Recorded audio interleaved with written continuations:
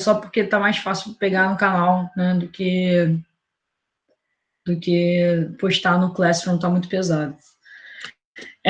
Então, vamos lá. Primeira coisa, vocês vão avaliar uma questão de transporte, vocês têm que entender se o transporte está sendo falado transporte de deslocamento de pessoas ou se é um transporte por deslocamento de mercadorias. No Brasil, ambos têm problemas. O sistema de transporte de pessoas tem muito problema, o sistema de transporte de mercadorias tem muito problema. Beleza? O principal problema, quando a gente vai analisar o contexto brasileiro, a gente não pode ser determinista ao ponto de falar que o problema é esse, né? Mas a gente tem um problema com a extensão territorial do Brasil. Tudo que a gente vai deslocar no Brasil precisa, né, de uma grande distância e deveria ter um curto espaço de tempo para se deslocar. Beleza? Outros problemas, e aí são muito mais plausíveis, são as políticas governamentais adotadas desde o século XX no Brasil. Ok? A gente tem que lembrar que o sistema de transporte ele vai ser fundamental para qualquer tipo de comércio aqui ou em qualquer lugar do mundo. Vai ser fundamental para a construção de civilizações. Quando a gente for avaliar, por exemplo, as civilizações que saíram do sul da África, onde surge, na verdade, o primeiro crânio humano, né? E vão chegar até o Oriente Médio, né? Aí vocês vão ver que quando eles vão atravessar o Egito, são embarcações que vão auxiliar cachorro da peste. Eles vão ser cachorros vão ser embarcações. Caraca, eu odeio essa vizinha, tem 11 cachorros, eles ficam presos o tempo inteiro, latindo na minha cabeça. Não odeio o cachorro, odeio a vizinha que prende os 11 cachorros. Mas vai ser através de embarcações que as pessoas vão circular no território, beleza? Quando a gente entender Brasil, a gente tem que pensar que a gente tem um problema grave de pressões de grupos econômicos que têm interesses muito particulares no nosso sistema de transporte, né? Quando a gente vai analisar o sistema de ônibus, por exemplo, a gente tem um monopólio na mão das empresas de ônibus, e geralmente esses sistemas de transporte, eles estão interligados com indústria, né, automobilística, com petróleo, com construção civil. Então, né, o que faz, por exemplo, o Eduardo Paes ter assinado licenças para a construção do BRT, o que tem político por trás disso, dos modelos que a gente escolheu de desenvolvimento, beleza? As visões imediatistas dos governos. Então, uma questão interessante para a gente refletir.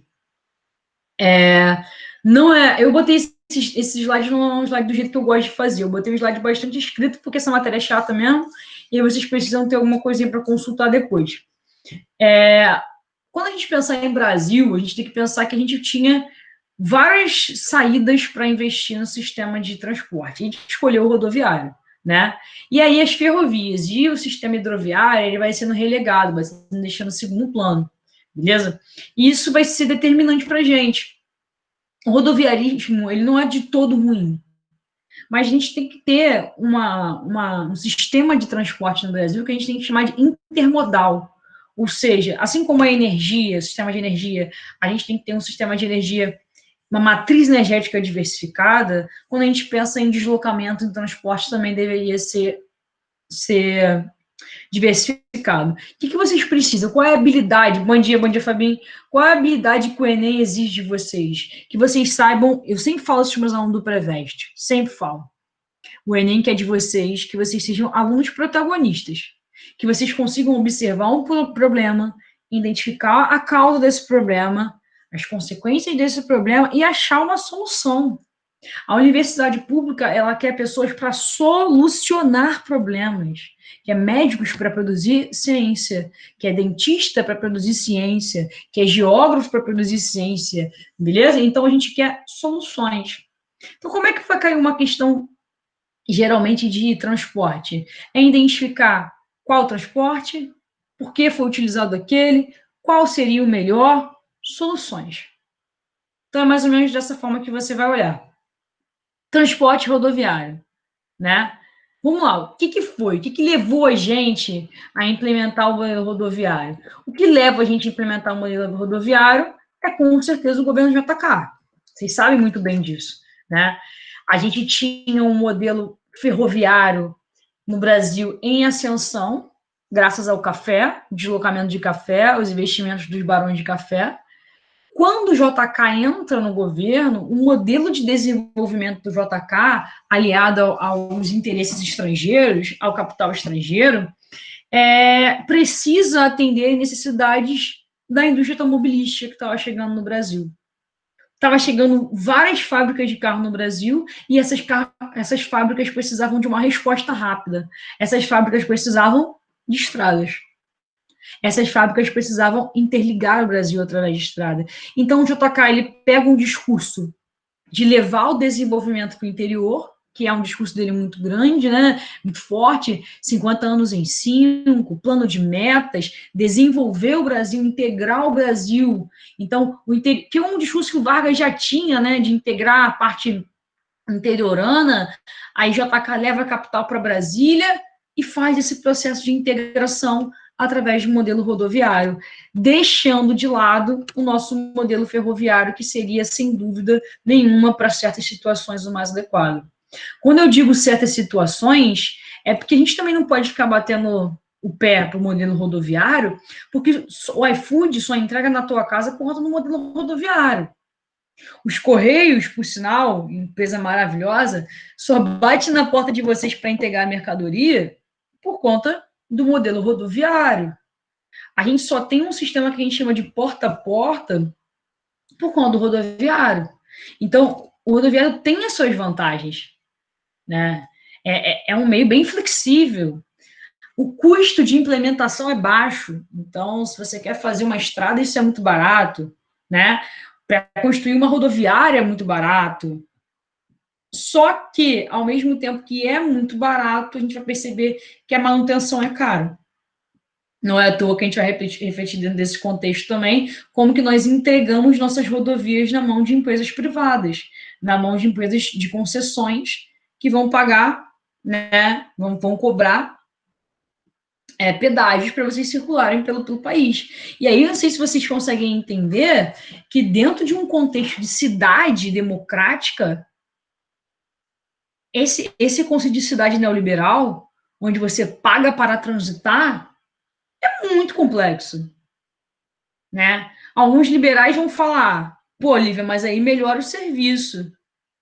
A questão é quem pode usufruir desse serviço? Porque um caminhoneiro não vai passar ali.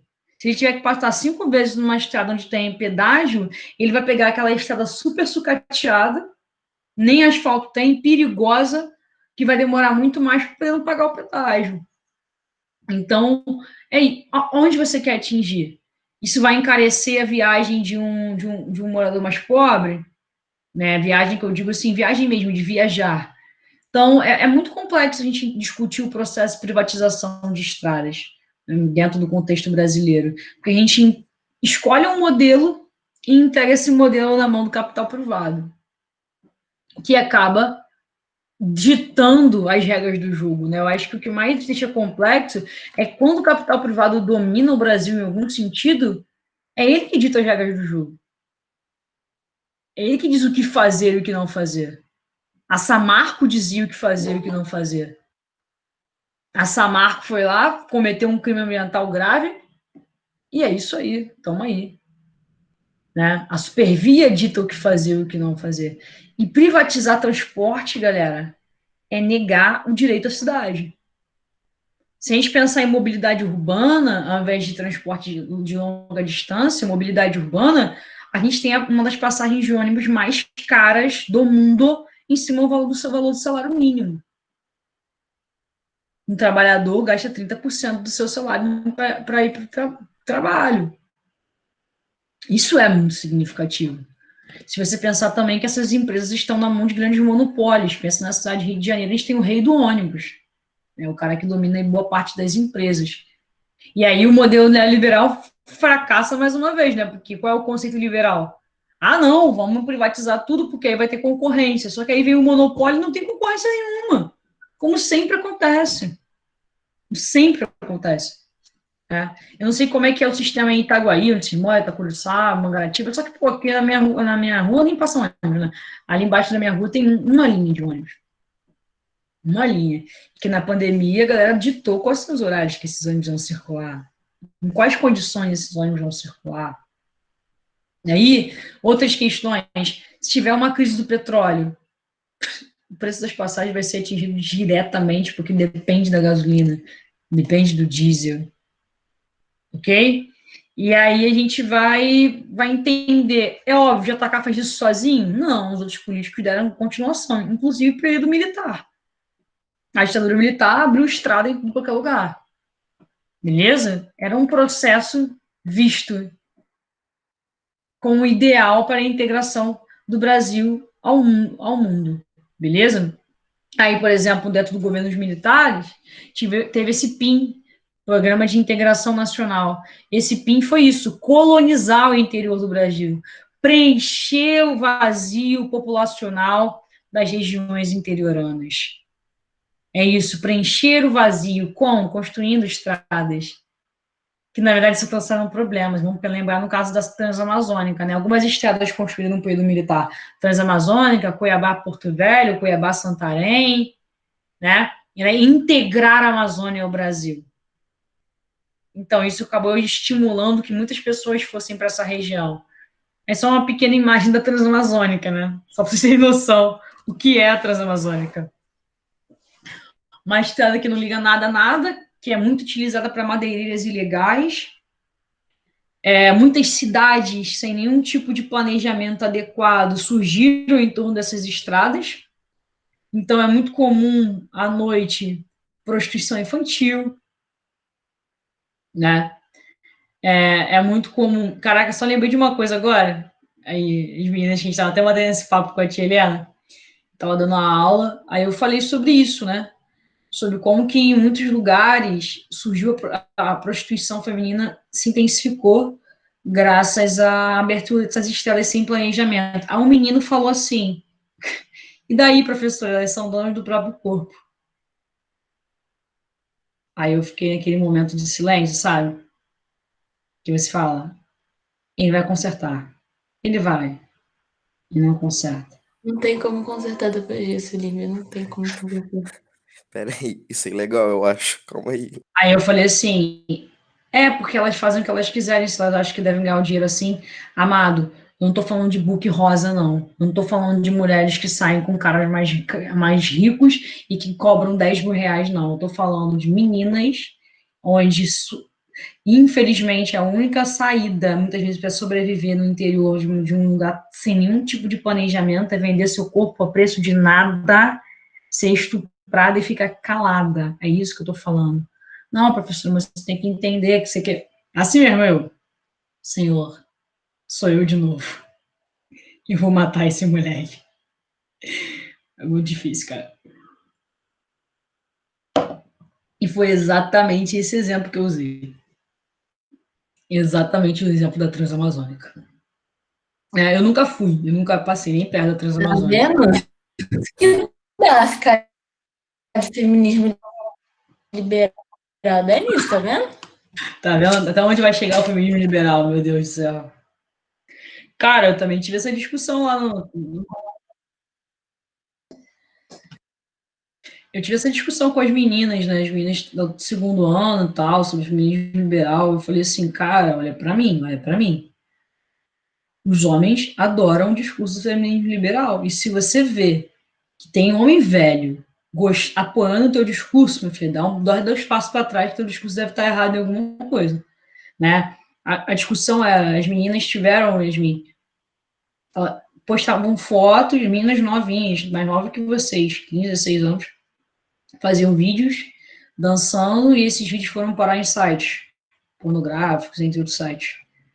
E aí, ao mesmo tempo que elas estavam meio desesperadas, o discurso delas era e daí, não estou fazendo nada demais e tal. E os garotos estavam, isso aí mesmo, você é dona do seu próprio corpo e tal. Aí eu chamei a garota e falei assim, olha, amada, quando o caminho que a gente está tomando, né, homens, como essas pessoas estão aí mais velhas, apoiam o discurso de vocês, a gente tem que dar um passo atrás e reavaliar, né? Vocês estão vendo um produto de um mercado rentável para uns, que vai explorar vocês pra caraca. Aí as meninas ficaram meio assim e tal, tá ligado? Tipo, poxa, a professora tá falando que não é pra postar vídeo.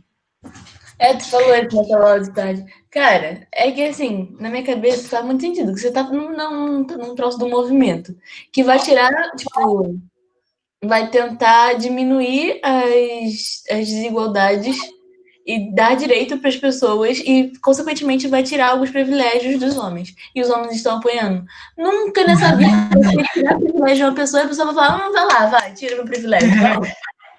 É isso, é isso. Ela tava trocando essa ideia, pelo menos acho que elas ouviram, mas não sei. Não sei, falei sobre isso. Cara, e é uma parada que eu tenho refletido, porque vocês não sei, mas lá no colégio de classe média é muito comum, cara. É muito comum nessas pautas assim. Depois a gente entra nessa polêmica dentro de outro contexto. Vamos lá. Aí nós temos, como eu disse, a imagem da Transamazônica, só para vocês terem noção como é que é a Transamazônica, né? É uma estrada construída no período militar para ligar nada a lugar nenhum, literalmente, né? Como eu disse, prostituição em torno das estradas, problemas graves, né? Como vocês estão vendo, de infraestrutura, né? A rodovia é muito castigada pela erosão pluvial, pelas águas que vão escoar para a floresta, beleza? Agora, problemas do modelo rodoviário. Tem baixa capacidade de carga, então, sei lá, vou vender 1 tonelada de soja. Vou botar no caminhão. Ferrou. Quantos caminhões eu preciso? Vai ter que pagar motorista, tem que pagar gasolina, tem que pagar pedágio, tem que pagar seguro.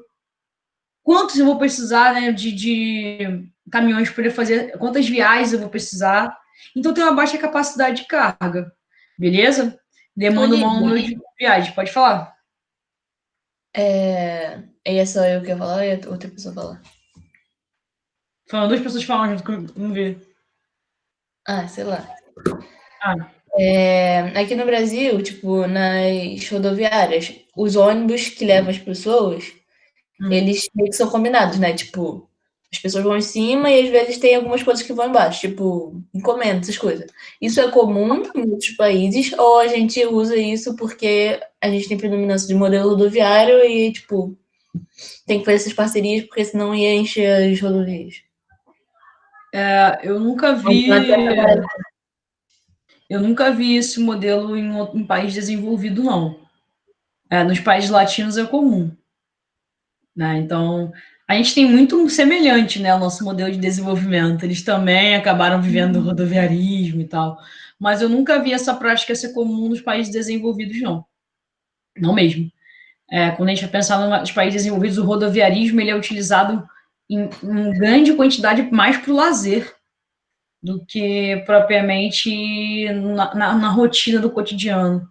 Né? Então, você vê, por exemplo, a galera viajar final de semana utilizando rodoviário, mas aí o carro, né? Aluga esse carro e tal. É difícil a gente ver um sistema de ônibus integrado. O sistema de ônibus é comum, por exemplo, nos Estados Unidos é comum nos subúrbios, né? Mas aí já é outra questão. Então, acho que não. Acho que tem mais a ver com os países latinos do que os países desenvolvidos. Acho que isso é um modelo nosso mesmo. Eu vou estar falando merda. O modelo rodoviário na América Latina e nos países desenvolvidos, ele foi incentivado porque, tipo, para fazer uma rodovia, você precisa de pessoas que vão fazer a rodovia. Então, por exemplo, no Arco, muitas pessoas foram empregadas para fazer a rodovia. Tem a ver com isso? Isso aí tem a ver com qualquer questão do desenvolvimento do capitalismo. Então, assim, isso é comum, mas poderia ser uma ferrovia, por exemplo. Entendi. Não necessariamente é rodovia. Eu poderia contratar pessoas igual a China fez para construir hidrelétricas, para construir ferrovias, para construir metrô. Então, não necessariamente o modelo rodoviário, mas é uma estratégia, né? A obra pública acaba sendo uma estratégia. A gente escolhe o modelo rodoviário porque é o mais barato. É o mais barato e precisa de manutenção o tempo inteiro. Então, geralmente, tem uma empresa por trás pressionando para fazer manutenção o tempo inteiro. Então, poxa, uma vez por mês tem que botar asfalto novo no BRT. Pô, o Odebrecht Delta tá sorrindo à toa. Todo mês tem que ir lá jogar um asfaltinho, né, super inflacionado no BRT. Então, acho que foi isso. Quando a gente escolheu, pelo imediatismo da resposta do rodoviário e do custo, né? Barato. Acho que basicamente isso. Beleza? Uhum. Alguém ia falar comigo também? Tô ouvindo vozes na minha cabeça. Acho que tô ouvindo vozes na minha cabeça. Como eu disse, o custo de energia, as rodovias precisam de manutenção constante, então isso é um problema, tem que ter sinalização, tem que ter quebra-mola, tem que ter plaquinha, tem que ter fiscalização, sabe? Então, ela precisa também de uma manutenção constante. E essa manutenção não é uma manutenção barata, por isso nossos estados estão jogados aí. Olha esse mapinha aí que a gente tem sobre tráfego de caminhões no Brasil, só para vocês terem uma noção. As estradas que interligam esse Brasilzão, ok? Aí eu quis falar sobre o pedágio, né? Melhor que eu botei caminhoneiros e pedágio. Aqui a imagem é um trator, né?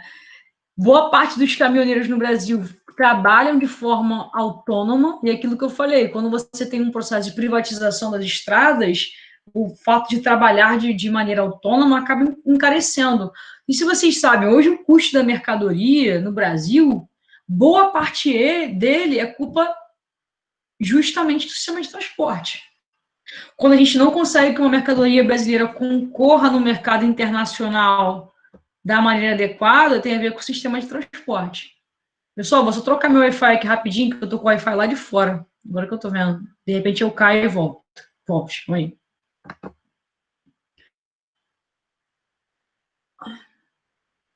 Pronto, sem cair não. A gente tem um encarecimento da nossa mercadoria no mercado justamente internacional por conta desse alto custo do valor de transporte. E aí, ó, que maravilha, né? Isso aí são imagens de quando você tem que parar para pagar o pedágio. Maravilha, né? Os engarrafamentos, né? 500 mil pistas, todas elas paradas na Praça do Pedágio, ok? A gente tem aqui uma Transolímpica, que é muito mais rápido, mas que tem um custo. Você tem que pagar e o custo é caro, então você não passa pela Transolímpica, você pega o engarrafamento, sabe? E aí, essa é a questão, né? Quem pode pagar, passa por ali, pega o meio asfalto, vai quem não pode, vai utilizar as outras rodovias sucateadas. Outro sistema que vocês conhecem muito bem aí é o sistema ferroviário. Isso aí é uma linda imagem, né? De São Paulo, talvez lá para volta de 5 horas da tarde, bem parecido com a Central do Brasil, esse mesmo horário, para a gente entender que é um sistema fundamental para deslocamento de pessoas e deslocamento de mercadorias, só que é um sistema muito sobrecarregado no Brasil. A gente não deu sequência aos investimentos ferroviários, a gente parou no tempo. O sistema ferroviário ele é fundamental, porque apesar... Alguém falou comigo? Meu Deus. Porque apesar de os terminais de embarque serem caros, são muito mais caros, eles deslocam, sei lá, 20 vezes mais a quantidade de pessoas. Cada vagão vai deslocar quantas pessoas, né? Agora, as operações de embarque, desembarque, são muito mais caras que no rodoviário, por exemplo. Beleza? Agora, consegue transportar muito mais pessoas e muito mais cargas de maior volume. Beleza? Então, o sistema ferroviário ele é fundamental em qual sentido? Longas distâncias e grande volume de carga ou passageiros. E outra coisa, rapidez. Como é que uma questão do Enem cobra isso? Ele te dita qual seria o sistema de transporte ideal para tal situação. Aí ele fala, uma cidade A que está a tantos quilômetros da cidade B, tu percebe que é distante, precisa deslocar um grande volume de produtos agrícolas. Aí você percebe que, precisa de um transporte que consiga comportar um grande volume. E precisa chegar num tempo rápido, porque essa mercadoria é perecível. Aí você já consegue entender, opa, precisa ser deslocamento rápido, precisa ser de longa distância e grande volume. Possivelmente a gente está falando aí do ferroviário. O ferroviário ele vai consumir, por exemplo, menos energia do que o caminhão, porque o caminhão vai ter que dar muitas viagens e o sistema de energia do ferroviário é elétrico, né? Então não depende do petróleo. Então teve uma crise do petróleo no mundo, não vai atingir diretamente o setor ferroviário, ok? Agora, uma coisa também, não precisa de manutenção. A manutenção é básica. Básica. Quebrou, conserta. Não tem grande manutenção. Olha para a ferrovia aí. Olha para as estações de trem de lá para cá para vocês verem se tem manutenção. Tem não. E mesmo assim vai funcionar. Beleza? Por exemplo, estrada precisa pintar, por sinalização, conter erosão, né? Tudo isso. Agora, quando a gente vai olhar para Para as ferrovias, não precisa nada disso. Aí o nosso modal ferroviário, olha que maravilha, né? Quem nunca sentiu essa doce sensação de passar pelas estações de trem do centro do Rio de Janeiro às 5 da tarde, uma sexta-feira, não sabe o que está perdendo.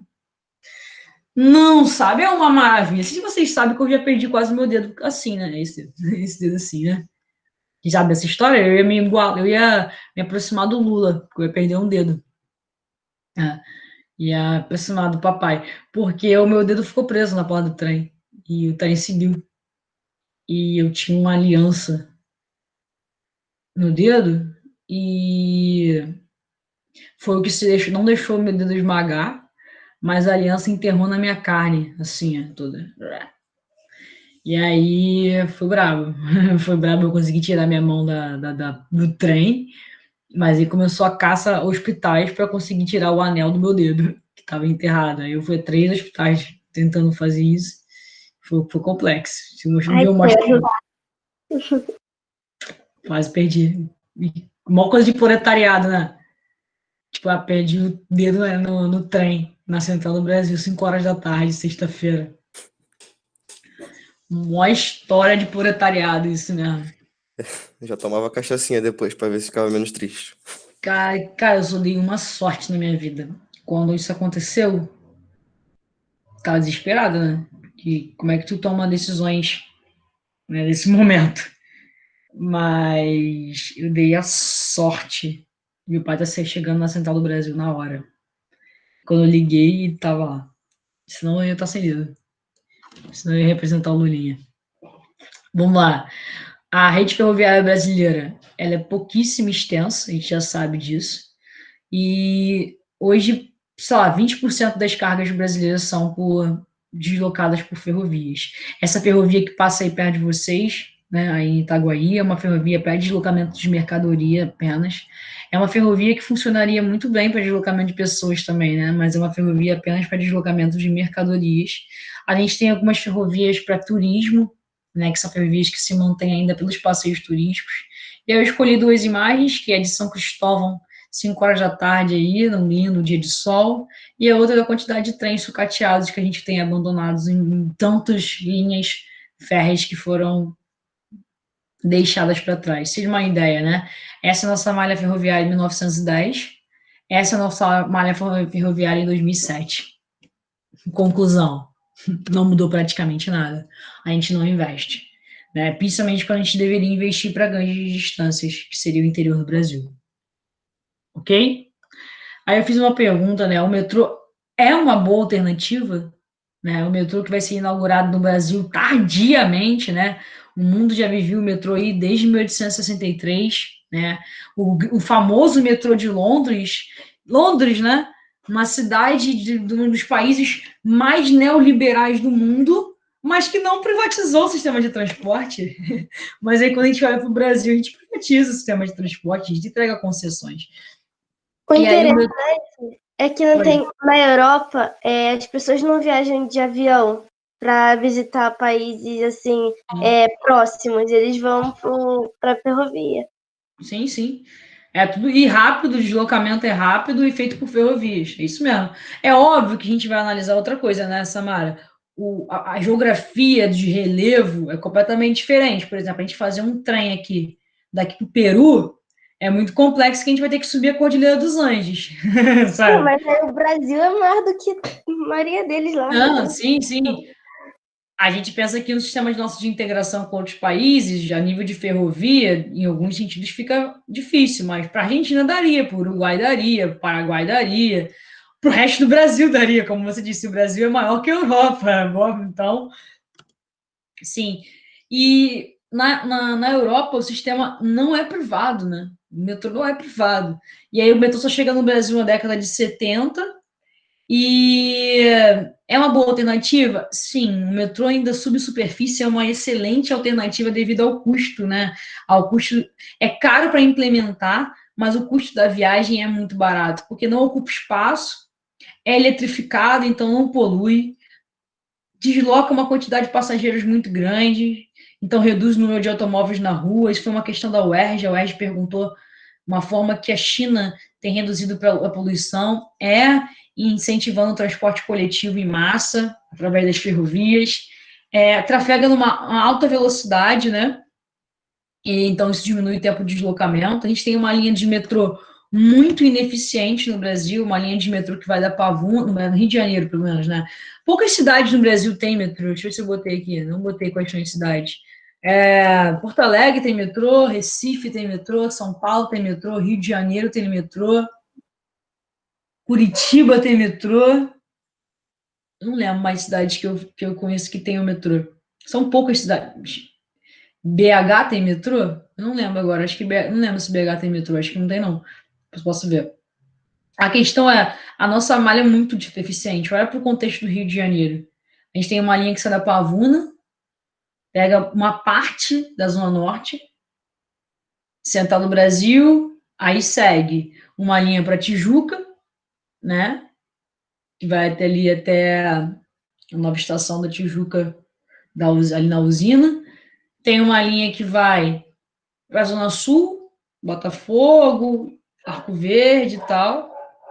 E a gente tem uma linha que vai até a Barra, que é uma polêmica. Já falo, Juju, que é uma polêmica. Por quê? Aí tem metrô? Valeu. Valeu, Gui. Eu nunca fui a BH. Eu não sei falar sobre. Eu nunca fui a BH. Nunca fui. Por isso que eu fiquei pensando. Eu falei das cidades que eu já andei de metrô, né? Aí eu falei, BH, não faço ideia. Mas. E aí respondo, Juju.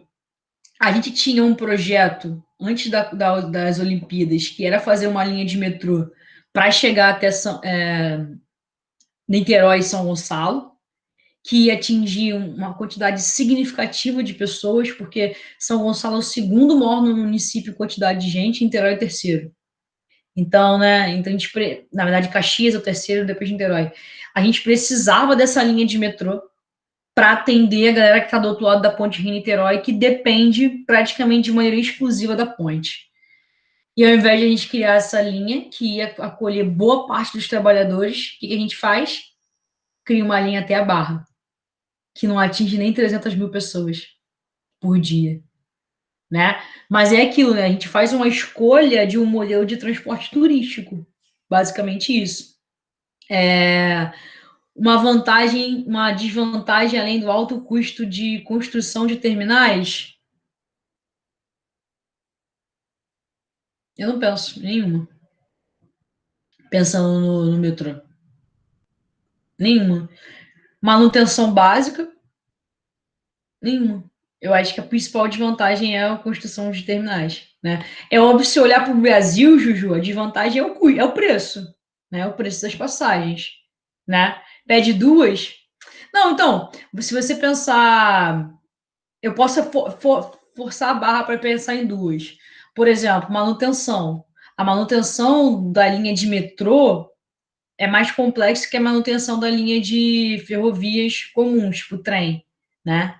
Não tem como eu largar uma linha de metrô igual eu largo uma linha de trem. Se quem já andou de trem passou em Camará, não tem manutenção nenhuma, a linha tá lá. O metrô não, o metrô exige um sistema de controle muito maior nesse sentido. Então, isso poderia ser uma desvantagem, né? O custo de, talvez, operacional, né? O custo da construção de terminais. E no Brasil, Juju, o custo da passagem, né? Que acaba sendo uma consequência. O custo da passagem é muito alto, então a galera evita.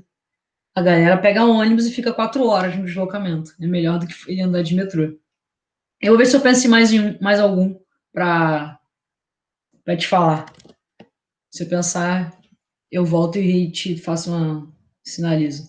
Eu acho legal que a gente, quando pensar assim, a gente tem que olhar para o nosso dia a dia, né? Eu fico pensando, qual é a desvantagem de andar de metrô? No Brasil são muitas, né? O preço, a superlotação e tal, mas se funcionasse certo, qual seria a desvantagem? Eu vou falar só mais um para liberar vocês. Não vou falar de hidrovia, não, que vai demorar. Não, vou falar de hidrovia, sim. A gente tem as hidrovias, né? Que seria o deslocamento adequado quando a gente pensa, por exemplo, na região norte do Brasil. Beleza? Então, a gente tem na região norte muitos rios de planície, como, por exemplo, Rio Araguaia, Tocantins, Rio Madeira, Xingu, são rios que são fundamentais. E, cara, a gente tentou, historicamente, empurrar as estradas de goela abaixo na região norte do Brasil. E não, brother. Cada região vai ter um modelo de integração diferente. O modelo ideal para a região norte, quando a gente pensa na floresta amazônica, é a hidrovia. E deveria ter um sistema de hidrovia eficiente, e não tem. Tanto para deslocamento de pessoas, tanto para deslocamento de mercadorias. É uma coisa que nos últimos governos PT foi muito investido, mas não para deslocamento de pessoas. O de pessoas ficou sucateado. Para deslocamento de mercadorias, porque aqui tem um porto importante chamado Porto de Itaqui. E aqui, no Pará, tem projetos importantes, como o Projeto Trombetas, Projeto Carajás, que são projetos de venda de minerais, beleza? A gente pode pensar aqui na bacia do Rio São Francisco, seria interessante. Vamos ver aí, ó. A implantação de hidrovias depende principalmente, né, de um estudo de impacto ambiental. Tem áreas que implementar a hidrovia é complexo, porque tem que ter construção de portos, tem que ter alargamento, tem que fazer dragagem para poder aprofundar o rio, às vezes tem que retificar o canal, né? Então a gente tem que ver qual é o impacto ambiental disso, mas é muito barato. A hidrovia é muito. A Europa utiliza muito a hidrovia. Vocês veem lá as imagenzinhas, gente, do centro da Europa, as pessoas circulando por hidrovias e as mercadorias também. Beleza? Uma coisa comum no Brasil, não sei se vocês já ouviram falar, né? A Marinha Mercante é muito forte disso no Brasil, que é a cabotagem. O que é cabotagem? É a circulação entre portos no Brasil. Sai de Santos, Rio de Janeiro, Vitória. Isso é cabotagem. Tem que lembrar esse nome. Cabotagem. Circulação entre portos. Beleza? E aí, geralmente, por que o Brasil é tão forte na cabotagem? É porque o Brasil é um país litorâneo, né? O Brasil tem um litoral super extenso. E aí, geralmente, vocês vão ver o Brasil, os navios empilhando containers. Os filmes agora sempre acabam falando dos containers, né? E a galera tá com mania de guardar coisa em container agora. Mas os containers empilhados para poder caber uma quantidade de mercadoria, né?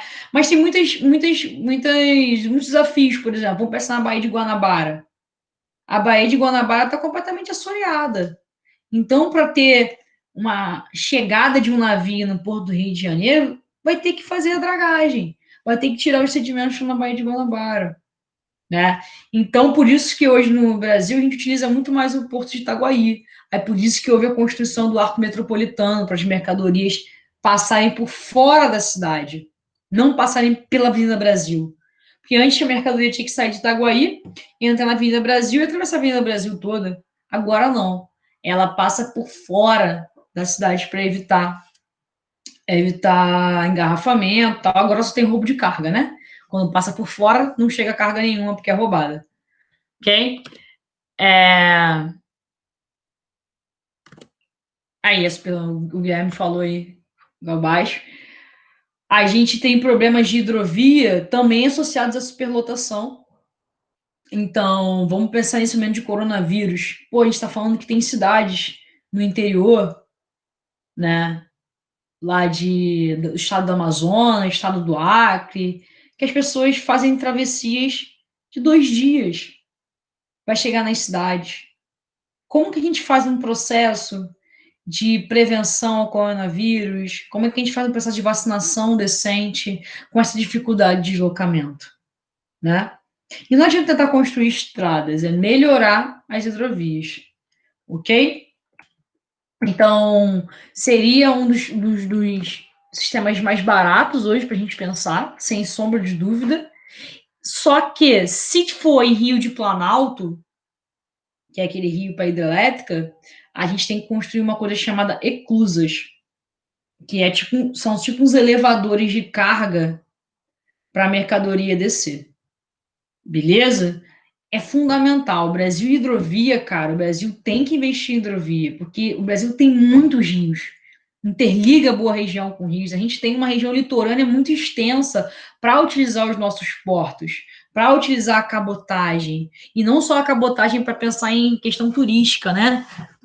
o navio transatlântico sai do Rio de Janeiro, vai para São Paulo, Montevidéu, não, é para a gente explorar a questão também do deslocamento de mercadorias, ok? A principal forma de entrada e saída de mercadoria hoje são, né, é pelo meio marítimo, ok? E se a gente pensar na região da Amazônia por hidrovias. Galera, ainda vai faltar eu falar de aerovias e dutos, são os outros transportes importantes, mas eu preciso liberar vocês. Eu pedi aí, né, 3 questõezinhas, né, discursivas, qualquer uma. Deixa eu encerrar aqui para quem entrou depois. Eu falei que eu ia liberar vocês antes.